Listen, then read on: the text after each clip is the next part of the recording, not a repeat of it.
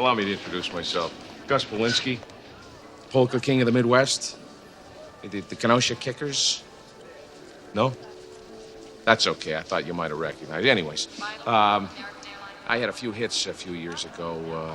That's why just polka, polka, polka, polka, polka, polka. No? Twin Lakes Polka, Damavuji Polka, a.k.a. Kiss Me Polka, Polka Twist. Well, these are songs. Yeah. What's up, guys? It's Benny. President Trump has been going extremely hard on the Somali community of Minnesota and Minneapolis specifically, who have utterly changed the face of that community forever. Minneapolis is just a shell of itself. The Somali community has created no-go zones in that once peaceful Midwest city. Very sleepy, very kind, very native population of Minneapolis has been turned upside down by the Somali refugee crisis and criminal enterprises that are run out of Minneapolis today. Somali's community has been caught funneling multi-millions, if not billions of taxpayer dollars to a terrorist group back in Somalia after falsely diagnosing their children with autism through Medicaid. Look at this. This is the spike in claims. In 2018, $3 million in autism funding. In 2023, $399 million. Within that time period, autism centers skyrocketed from 41 to 328, with many of them being in the Somali communities. Your tax dollars are being stolen and shipped to people who hate us, who want us dead. You should be furious. This is a direct result of careless immigration policies. We must ramp up mass deportations and halt all legal migration from third world countries. And thankfully, President Trump joined me in that contention this morning by talking about the Somali crisis in Minneapolis. Look at this. Here we go. As an example, hundreds of thousands of refugees from Somalia are completely taking over the once great state of Minnesota. Somali gangs are roving the streets looking for prey. Wonderful people stay locked in their apartments. The seriously retarded governor of Minnesota, Tim Walz, does nothing, either out of fear or incompetence, or worse. Congresswoman in our country, Ilhan Omar, always wrapped in her swaddling hijab, who probably came into the U.S. illegally, in that you are not allowed to marry your brother, does nothing but hatefully complain about our country and how badly she is treated, when her place of origin is a decadent, backward, crime-ridden nation with essentially, which is essentially not even a country for lack of government, military, police, schools.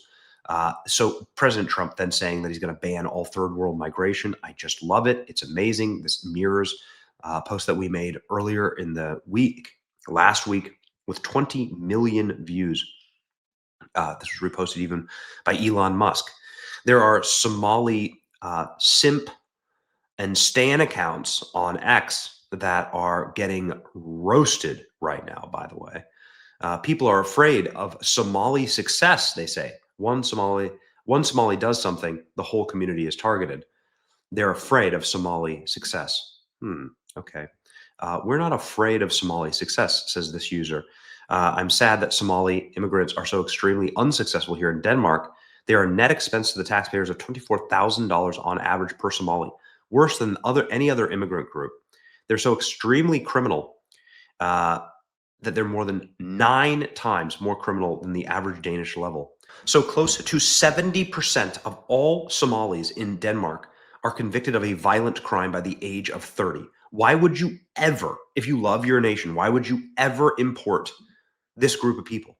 If you love the people of your country, why would you ever bring people in? This is the data source, Statistics Denmark. I find it fascinating here, by the way, that all of the violent offenders here, this is from 2010 to 2022, all of the violent offenders by country of origin are all Muslim countries, all of them. Then Israel. Isn't that amazing? Maybe you shouldn't be bringing in ancient tribal blood feuds into your nation, into your country. Kuwait, Somalia, Lebanon, Tunisia, Jordan, Uganda, Iraq, Morocco, Algeria, Ethiopia, Syria, Afghanistan, Egypt, Iran, Turkey, Kenya, Ghana, Myanmar, Pakistan, Tanzania, Chile, Israel, Nigeria, Bosnia. I think Bosnia might be the first country that is potentially has a Christian population. Look at all this. All of them are Muslim countries. These are the statistics of violent crime. And they mirror this, of course, mirrors exactly the kind of data that you see in America. You all have an average IQ of 70. You aren't taking over shit, correct? Somalia declared world's number one failed state, terrorism cited. We are terrified because of the success of Somalis. Yeah, we're absolutely threatened by Somalia. Yeah, that's right. Yeah, all right. It would be interesting to get to know how your success and formula for taking over. Yeah, President Trump had a similar comment, ladies and gentlemen, when asked about this during his briefing at Mar-a-Lago for the press on why he singled out Somalia. Here we go. Somalians have to do with this Afghan guy who shot the national. Nothing, but Somalians have caused a lot of trouble. They're ripping us off for a lot of money. There's a tremendous amount of money going back to Somalia. What the hell are we paying money to Somalia for? But they're ripping off our country at a level that few people have been able to see before. That's about the only thing. You talk about competence. We have Ilhan Omar, who does nothing but complain about our country and our Constitution. And she comes from a country with practically no country. It's devastated, it's crime-ridden, it's a mess, it's a disgrace. And we took their people at a tremendous... We're not taking their people anymore. We're not taking their people. And we're getting a lot of their people out because they're nothing but trouble.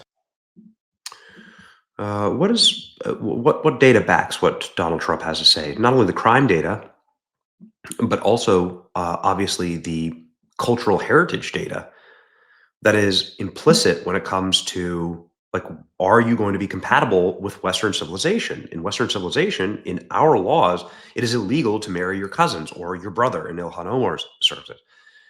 The precise data on inbreeding in Somalia is limited, but in a 2019 genetic study of Ethiopian Somalis found 50% are products of first or second cousin marriages, with an average inbreeding coefficient higher than typical second cousin offsprings. Goodness gracious. Obviously, Somalia has been effectively at war since its creation. It's like been just a nonstop civil war in Somalia. It's been a complete nightmare.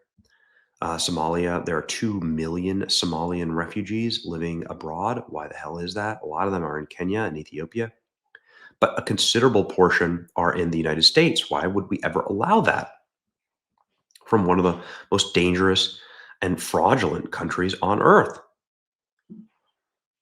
I don't think Americans as a whole are afraid of Somali success. Main characters in the world revolves around them. People are afraid of Somali success.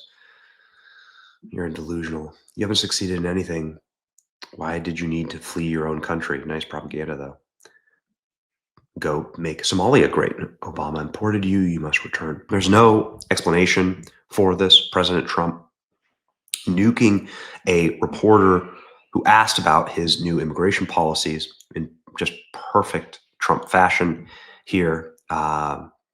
Yeah, this is vintage Trump. U.S. officials say that the suspect worked very closely with the CIA in Afghanistan for years, that he was vetted, and the vetting came up clean. He went cuckoo. I mean, he went nuts. And that happens, too. It happens too often with these people. You see them. But look, this is how they come in. This is how they're standing on top of each other. And that's an airplane. There was no vetting or anything. They came in unvetted. And we have a lot of others in this country. We're going to get them out. But they go cuckoo. Something happens to them. Your DOJ IG just reported this year that there was thorough vetting by DHS and by the FBI of these Afghans who were brought into the U.S. So why do you blame the Biden administration? Because they let them in. Are you stupid? Are you a stupid person? Because they came on a plane along with thousands of other people that shouldn't be here, and you're just asking questions because you're a stupid person. And there's a law passed that it's almost impossible not to get them out. You can't get them out once they come in. And they came in, and they were unvetted, they were unchecked, there were many of them, and they came in on big planes, and it was disgraceful. And if you look, you'll see there was a law passed. It makes it almost impossible not to let them in, not to certify them, so to speak, once they come in. And they came in, and they shouldn't have come in. And frankly, the whole thing was a mess. The whole Afghanistan situation was a mess. It should have never taken place. If we're going to go out, and we would have gone out because I had everybody ready to go, we were going to go out with strength and dignity and precision, and we would have left from Bagram, and we would have kept Bagram, by the way, because of its very close relationship to China and where they make their missiles. But when you let the people come in by the thousands and thousands and thousands, they made a terrible mistake. Okay, so ladies and gentlemen, we did ask actually Corey Lewandowski about this Somalia fraud and whether Ilhan Omar will be investigated now. And the response was quite interesting. He says he can't get ahead of what they're planning on doing. It's a beautiful, beautiful thing to see. Finally, a crackdown on third world migration, immigration, legal or otherwise, and consequences for people that are here breaking the rules. Here we go. What about Minneapolis? So here's this shocking report. Here's a shocking report about the Somalis. I'm just going to pop it up on screen and let you respond to it. But like, it's talking about how billions of dollars of fraud has gone to pay for Muslim terrorists in Somalia. And this is it's clearly like they straight up are egregious in their defrauding of the system and using the autism reports and federal funds and local funds, and they send it back in bags of cash to go fund Muslim terrorism in Somalia. What's going to happen in Minneapolis? Well, Benny, if you let me not get out in front of what our plan is, I would appreciate that. But I will tell you this: you are not the first to raise this issue. You will not be the last to raise this issue. But I think in the coming days and weeks, you will see a dramatic change in posture in that community, because this is clearly a major story that requires intervention to fix the problem. And so I don't want to get too far in front of this thing, but if you're doing something illegally and you're in that community or you're in that state, I would recommend you self-deport. Go to the CBP Home app and get the hell out of the country. Really quickly, since we're on the topic, I wasn't planning on asking about this, but in the first administration, I had people that worked at DHS I was very close with, and they since moved on to consulting and whatever. But they said that there is bona fide proof that Ilhan Omar committed fraud and multiple layers of fraud. And independent reporting from the Daily Mail, the Guardian, and others have confirmed this, that Ilhan Omar was in fraudulent marriages and that she was trying to do end around immigration policies and so on. Anyway, it's practically a meme at this point. The president posts about it quite often. Is DHS ever going to like do a proper investigation into this, or should we ever expect anything like Ilhan Omar to ever have to answer to these allegations? And will they ever become charges? You know, like. So again, I don't want to comment on a potential investigation because it'll probably put me in the jackpot and I get in enough trouble on my own when I'm on your show. Just think of Bad Bunny. Okay. So what I say is we have to let the process play out a little bit, right? I mean, look, I made the Bad Bunny story, Benny, on your show, and all of a sudden, like the world exploded. Sure did. Right? If you're not on TMZ after being on my show, then we haven't done it right. Yeah. Well, that's true. And unfortunately, I think they know where I live. So I will say I don't want to get out in front of an investigation. I do know, as you have, again, articulated, there's been a lot of concern and consternation about some of the stories that have been out in the public. Some of them, as you know, are false and have to get run down, but some of them do have a sense of truth to them. And it's our obligation to go and investigate any potential crime and make sure that if you are committing crimes in this country, you're held accountable. Because as we've heard many times, when Donald Trump was being investigated, nobody is above the law. Not Adam Shifty Schiff, nobody. Not Ilhan Omar, nobody's above the law. So we're going to apply the law equally to everybody. All right. So you're saying there's a chance. Okay, great. Well, so you're saying.